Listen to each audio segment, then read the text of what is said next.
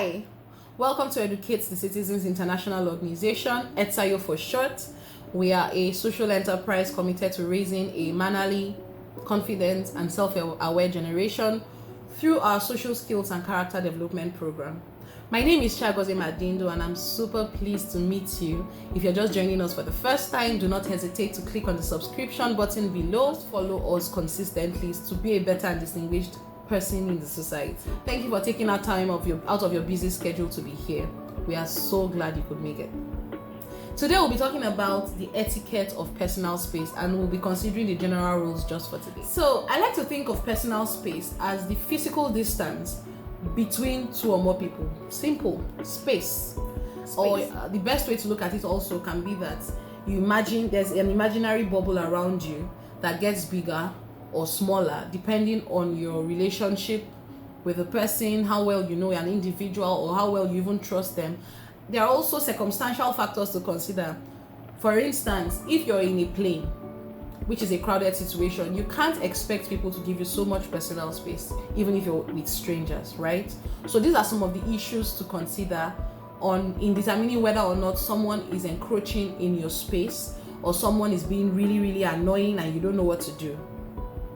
Now let's just go straight into the rules of engagement when it comes to personal space. Rule number one, the golden rule number one: you do not touch people you do not know.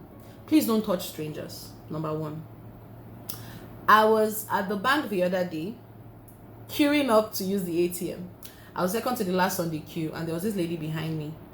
A dude walks out of nowhere, and he taps her on the back and says, "Are you the last?" And she turns to him and says, "Please don't touch me again." And that was where we had our big wahala for the day. Oga looks at her and says, "I don't understand. If I touch you, what will happen? What will you do?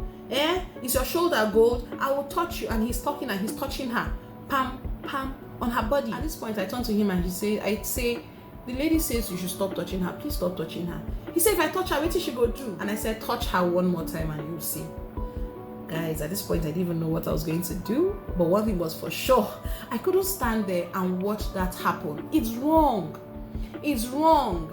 And it's mannerlessness that comes with encroaching in people's spaces that aggravate things like rape. When people tell you, "Stop it, I don't like it," you should totally stop it. We're going to have this discussion some other day, but I just thought to drop it there. You should stop it. You don't touch people you do not know. That's rule number one. In the same vein, number two, please don't reach out for people's children irrespective of your intentions. And I'm going to be sharing a personal story that freaked me out the other day. So I'm in church, and this is the village, by the way. I'm with my 2-month-old baby. And this lady just walks up to me and she's like, "Your baby is so fine." And she's grabbing him from me, and I'm pulling him back, and she's grabbing him. And I'm looking at her like, "Yo, woman, hold. What's happening?" For real, guys, I'm not even joking. Personal space applies to children, people's children too. Don't reach out to people's children except they give you the go-ahead to do so. Thirdly, guys, don't stand too close to people except you're intimate with them. So this talks about the real physical distancing. Physical distancing, not the COVID-19 kind of physical distancing, but the physical distancing where you know how close or how far to stand from people based on your relationship. For intimate relationships, it's advisable to have like 0 to 2 feet apart from each other, like whispers, so they can giggle together and speak in each other's ears. That's totally okay. But when it comes to personal space, as a general rule, you want to give people between 2 to 4 feet apart. You want to stay apart from people with 2 to 4 feet, space. For social settings, it gets wider.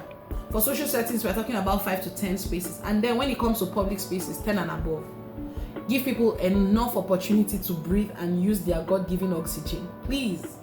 Another thing to take into consideration is that you need to be sensitive. Be sensitive to know when someone is uncomfortable with what you're doing. One way of knowing that is that you come to someone to talk into their faces and they move back. Please move back. That's not the time to step into the space they have given you. And that is so key. Really, you don't want to even talk into people's faces. And I had an experience the other day. A lady walks up to me and she's talking into my face, and I have my face mask on, but I can still smell her on fresh breath in my nostrils, and I'm moving back and she's still coming back, and yeah, I had to tell her at some point, please, I can hear you, I can really hear you, just please move back a bit, right? So you need to be sensitive to know when people shift, so that you get the cue and shift back, so not shift into what the space they have shifted out. When you are in a non-crowded place, let's say it's a sitting auditorium, it's okay to skip a seat before sitting down next to somebody. So if you come into a place and someone is sitting on seat A, please skip seat B and sit on C or D or Z, but let that person have some space around them. Except, of course, it's a very crowded place, and then the seats are limited. That's totally okay. And in most cases, in such crowded places, your wait time is not long. Oh, please, guys, this is very common, my Nigerian people. Don't lean over someone's shoulder to read what they are reading, either on their phone or in a book or something, except they invite you. It is so wrong, and people do it a lot.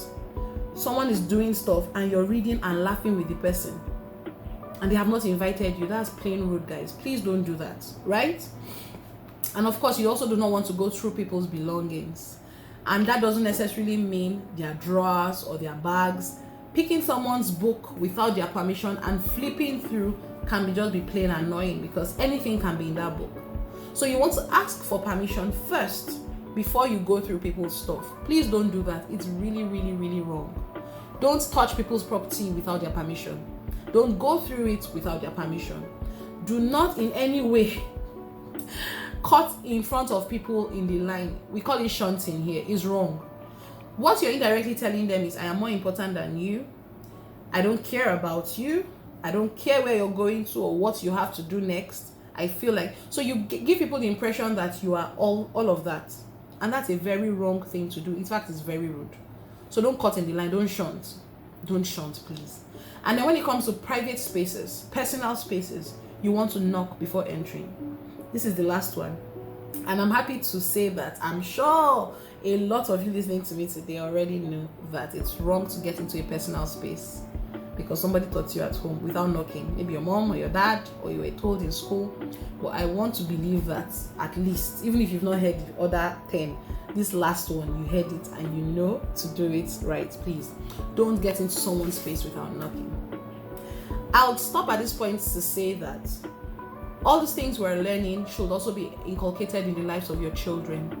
Teach your children to respect people's spaces. And that also goes for phones. Your kids don't train your kids such that they pick up things and just go through people's phones without permission. And I see it a lot. It's wrong. It's really, really wrong. As a matter of fact, a lot of children have gotten into illicit behaviors, stumbled on things like pornography because of that act of doing stuff without caution.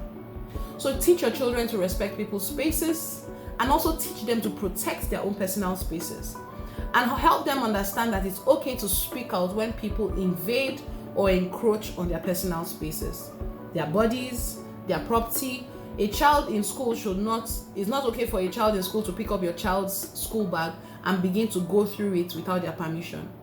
Teach your children that when people say, I do not like it, they should totally stop that thing they are doing that's offending the person. It's not okay. And the moment they also tell people, I don't like it, I need you to stop doing it, they teach them to insist that the people respond or speak out when there is no commensurate response, to that, right? So I think the next question I'll be handling is, how do you handle people who encroach on your space? Remember, we're a people of etiquette, we're a mannerly people. We don't just shout, hey, you're in my space, move back. Yeah, no, you don't want to do that, right? So how do you do it? Like I said earlier on, number one, if you can accept it, if you can tolerate it, that's totally up to you. In an aeroplane situation, you want to just endure until you get off at your next destination. Except, of course, the person is being really unruly. You're going to have to speak up. Or secondly, you lean away. You can lean away and hope that the person gets the cue. Leans away, they're telling you, you're making me uncomfortable. They're telling you, we are too close. They're telling you, I'm not comfortable. So you should actually take the cue and step back away from them. Another way to do it is to speak up. Like you want to say, yeah, hi, you're in my face, you're in my space, please move back a bit, or I'll move back a bit. Don't feel offended, don't just follow me, right? Please. Lastly, you also want to, as a follow-up to speaking up, you want to explain why, just so that someone knows, so people don't feel offended. You want to explain why you need some space, why you are acting the way you're acting if you lean the way. So these are how some of the ways of handling people who encroach on your personal space. But whatever you do, it's very important to note that your personal space is yours to protect. And in protecting your personal space, you also do not want to be an unruly person. It's yours to protect for your comfort and your convenience. It's not yours to force people to do what you need to do or to abide by your personal space rules. So if someone is encroaching in your personal space, you take care of yourself. You don't force them to shift out of you. If someone comes to sit beside you, for instance, and you're not comfortable, you don't say, please shift to the next chair. No, you can actually stand up and move to another chair, giving them the impression that you're not comfortable, hoping that they get the cue, right? But that's it. So you don't want to force people to conform to your rules. Like I said, this is Educate the Citizens International Organization, where we'll be dropping tips every Tuesday for you. If you totally enjoyed this video, don't forget to share. Want to see your comments. If you've had a terrible experience with encroachment on your personal space, please totally share your experience with us in the comment section below, and we will be seeing you some other time.